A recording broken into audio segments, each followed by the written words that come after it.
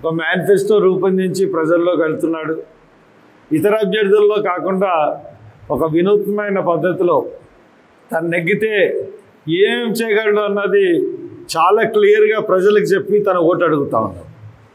ఈ రోజున పివి గన్నవరం నియోజకవర్గం అంటే నాకు ఎంతో ఇష్టమైన నియోజకవర్గం.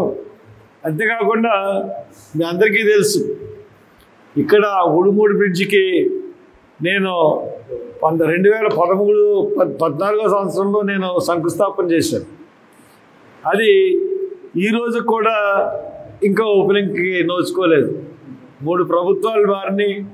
ఆ రోజు నేను శంకుస్థాపన, ఎందుకంటే ఈ బ్రిడ్జ్ ఒకటి, తర్వాత ముర్రబడిలో పశువుల్లంక బ్రిడ్జ్ ఒకటి, ఈ రెండింటికి శాంక్షన్లు డబ్బు శాంక్షన్లు తెప్పించింది నేను.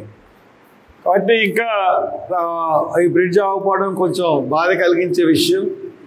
ఒకటేంటంటే ఇప్పుడున్న ప్రభుత్వాలు మాట మీద నిలబడే ప్రభుత్వాలు కాదు. ఏ రకంగా ఉన్నాయంటే ఈ ప్రభుత్వాలు దొంగ హామీలతో మోసపుచ్చి ప్రజల్ని, ఆ దొంగ హామీలతో మోసపుచ్చి ఎలక్షన్ అయిన తర్వాత ఏది దాటిన తర్వాత తెప్పతగిలేయడం ఆ మాదిరిగా ఉన్నాయి. ఎలక్షన్ వరకు ఎన్నో ప్రామిసులు చేశారు. ఎలక్షన్ అయిన తర్వాత ఒక్క ప్రామిస్ని కూడా నిలబెట్టుకునే ప్రయత్నాలు చేయట్లేదు. మీకు సూపర్ 6 అన్నారు. సూపర్ 6లో నిరుద్యోగ వృత్తికి 3,000 ఇస్తా అన్నారు. ప్రతి నిరుద్యోగికి మేము 3,000 ఇస్తామని అన్నారు. తీరా చూస్తే 9 నెలలు అయింది, ఒక్క నిరుద్యోగి కూడా వృత్తి ఇవ్వలేని పరిస్థితి. మరి రైతులకి ప్రతి ఆర్థిక సహాయం కింద 20,000 ఇస్తా అన్నారు ప్రతి సంవత్సరం. 9 నెలలు అయింది, ఆర్థిక సహాయం ఇవ్వలేదు. మరి అమ్మఒడి తీసేసి తల్లికి వందనం పెట్టి ప్రతి విద్యార్థికి 15,000 ఇంట్లో ఎంతమంది చదువుకుంటే అంతమందికి ఇస్తా అన్నారు. అది లేదు. మరి మహిళలకి నెలకి 1,500 చొప్పున, మరి 18 సంవత్సరాల నుంచి 59 సంవత్సరాలు ఉన్న మహిళలకి వాళ్ళకి ఆర్థిక సహాయం కింద చేస్తామన్నారు. అది కూడా లేదు. అది కూడా ఇంతకుముందు జగన్ గవర్నమెంట్ ఇచ్చిన పథకం. అట్లాగే మహిళలకు ఉచిత బస్సు, తర్వాత గ్యాస్ సిలిండర్ ఒకటి ఇచ్చారు. తగిన 2 సిలిండర్లు ఎప్పుడు ఇస్తారో తెలియదు. ఇటువంటి పరిస్థితులు ఉన్నాయి. అంతేకాకుండా ఇంకొక విషయం ఏంటంటే డిఎస్సి అన్నారు. రాగానే డిఎస్సి మీద మొదటి సంతకం అన్నారు. మొదటి సంతకం పెట్టారు. నోటిఫికేషన్ ఏంటంటే నోటిఫికేషన్ లేదు. నోటిఫికేషన్ లేకుండా కాలం గడిపే పరిస్థితి.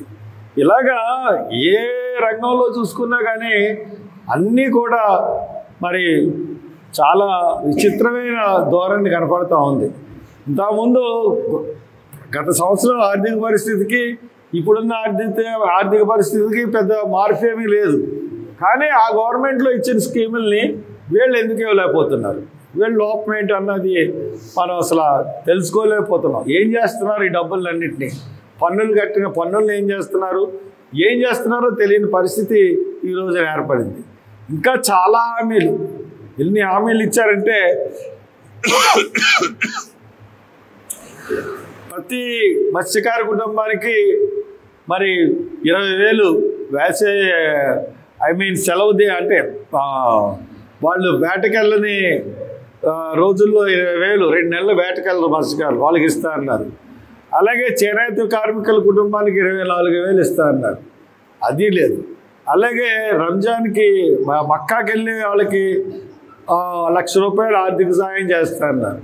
అంతేకాకుండా ప్రతి కుటుంబానికి, ఈ రాష్ట్రంలో ఉన్న ప్రతి కుటుంబానికి 25 లక్షల బీమా సౌకర్యం కల్పిస్తా అన్నారు. ఏది ఇక్కడ ఏ పని కూడా మొదలెట్టే పరిస్థితి మనకు కనపట్లేదు.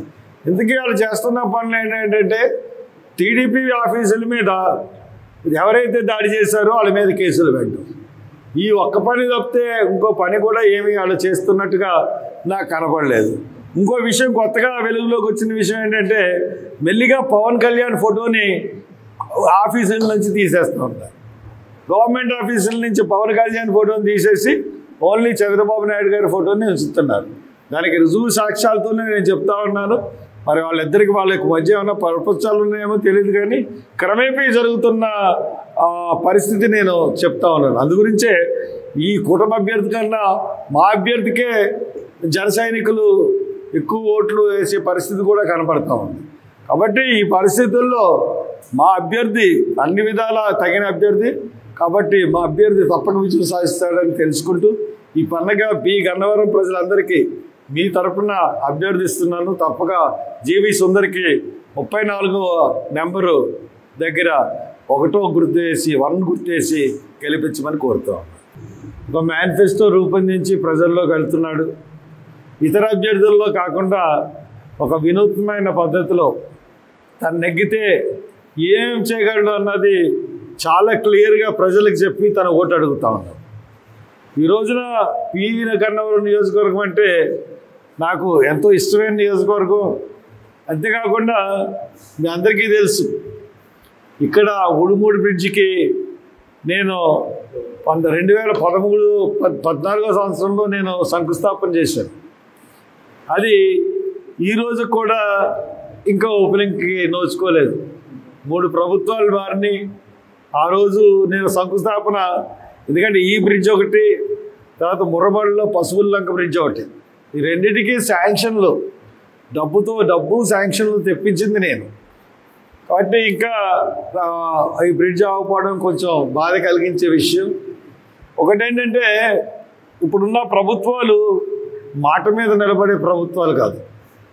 ఏ రకంగా ఉన్నాయంటే ఈ ప్రభుత్వాలు దొంగ హామీలతో మోసపుచ్చి ప్రజల్ని ఆ దొంగ హామీలతో మోసపుచ్చి ఎలక్షన్ అయిన తర్వాత ఏది దాటిన తర్వాత తెప్పతగిలేయడం ఆ మాదిరిగా ఉన్నాయి.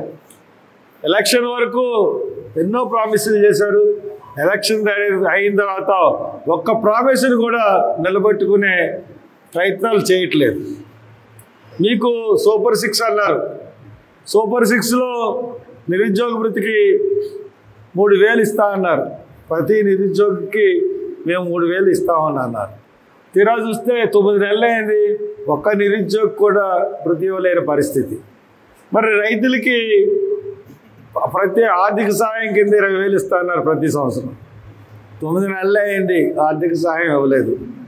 మరి అమ్మఒడి తీసేసి తల్లికి వందనం పెట్టి ప్రతి విద్యార్థికి 15,000 ఇంట్లో ఎంతమంది చదువుకుంటే అంతమందికి ఇస్తా అన్నారు.